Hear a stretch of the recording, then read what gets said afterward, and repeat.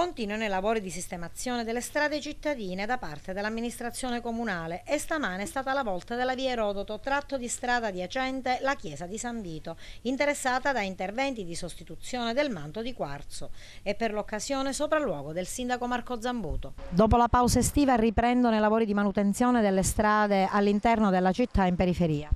Abbiamo iniziato questi lavori con via Madonna delle Rocche, dove sono stati fatti i marciapiedi, la rinchiera. Oggi stanno continuando su via Erodoto. Come vedete si sta intervenendo laddove non è ancora necessaria la bitumazione, perché siamo in attesa dell'autorizzazione da parte della prefettura della certificazione antimafia sulla ditta che si è aggiudicata appunto i lavori.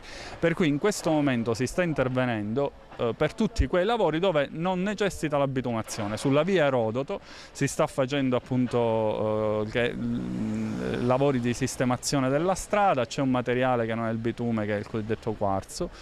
Per cui si sta procedendo sulla via Erodoto e si procederà alla sistemazione della via Erodoto. Subito dopo si interverrà su via Teatro Tenda e via dei Fiumi, dove appunto è necessaria la sistemazione della strada attraverso la realizzazione delle canalizzazioni, delle acque bianche.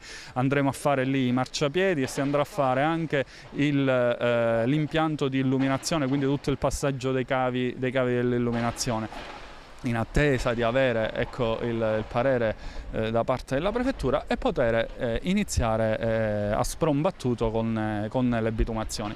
Ma sono felice del fatto che finalmente si sta intervenendo concretamente rispetto a tutta la città che ha necessità e bisogno di interventi importanti sul suo territorio.